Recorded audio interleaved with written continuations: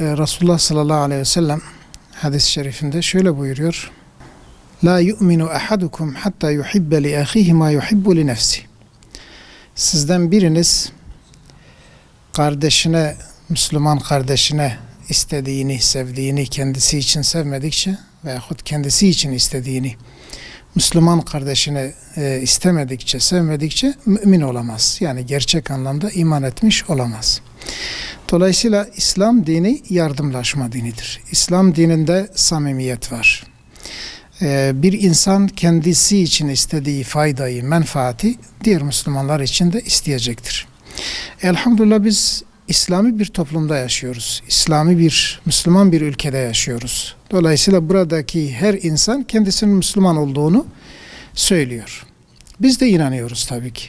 Fakat şu var ki son günlerde bakıyoruz ki yani bu bazı fiyat değişmeleri, ondan sonra bazı pahalılaşma veyahut da dövizlerin yükselmesi, altının yükselmesini bahane ederek bazı insanlar şey yapıyor. Yani bunu fırsat bilerek malını daha çok pahalılaştırmak, daha fazla bir kar elde etmek amacıyla çeşitli hilelere başlıyor. Kimisi malını stok ediyor, kimisi satmıyor, satmak istemiyor, kimisi %100, %200 falan üzerine yani fiyat arttırarak söylüyor. Tabii ki bütün bunlar İslam'ın istemediği durumlardır. Hele hele mal stoklaştırmak, stoklamak yani piyasaya sürmemek, daha çok pahalı olmasını istemek, işte bu bir nevi kara borsacılığa giriyor ki Arapçada buna ihtikar denir. Resulullah sallallahu aleyhi ve sellem bir hadis-i şeriflerinde el muhtekiru hatiun diye buyurmuş. İmam Müslim'in rivayet ettiği hadis-i şerif. Kara borsacılık yapan yanlış yapmıştır, günahkardır.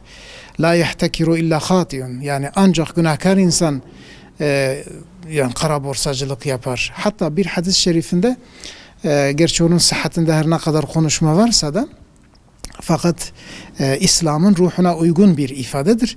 Resulullah Aleyhisselatü Vesselam şöyle buyurmuş, yani 40 gün boyunca malını stoklayan, yani gıda maddeleri, özellikle insanların ihtiyaç duyduğu maddeleri böyle stoklayıp piyasaya sürmeyen insanın Allah ile bağlantısı kesilmiştir. Allah'ın da ondan bağlantısı kesilmiştir. Allah ile hiçbir alakası kalmamıştır diye böyle ciddi bir ifade vardır. Dolayısıyla başka bir hadis-i şerifinde el muhtekiru mel'unun, yani böyle kara borsacılık yapan bir insan lanetlenmiştir diye ifadeler var. Yani bütün bunlar gösteriyor ki bu işi yapanlar, yani böyle mal stoklamak, malı piyasadan koparmak veyahut kat kat fiyat artırmak, bütün bunlar İslam'ın istemediği, Müslümanların da yapmaması gerektiği bir durumdur. Nihayetinde aynı şeyin kendisine yapılmasını ister mi bu işi yapan? Elbette ki bir insan aynı muameleyi görmek istemez. Mesela bu adam diyelim ki hastalandı. Doktora gitti, doktor ona bakmadı. Dese ki yani ben bakmıyorum, hani biraz daha fazla muayene parasını istese. Diyelim ki muayene parası 500 ise 1000 lira istese, 2000 lira istese aynısını ister mi? İlaç almaya gittiği zaman ilaçları eczane satmasa veyahut yoktur dese, aynı şey insan bu muameleyi görmek ister mi? Elbette ki hiç kimse istemez. Emel la yerham la yurham. Rahmet etmeyene merhamet edilmez. Bu hadis-i şeriftir. Dolayısıyla birbirimize merhamet edeceğiz ki Allah da bize merhamet etsin. Yani aynı bizim için bize nasıl bir muamele yapılmasını istiyorsak aynı şeyi Müslüman kardeşlerimizle de paylaşmamız lazım. Dolayısıyla fırsatçılık yapmamak lazım. Yani fırsatçılık yapan aslında kendine zarar etmiş olur. Kendisine zararı vermiştir. Müslümanlara verdiği zarar aynısı kendisine dönecektir.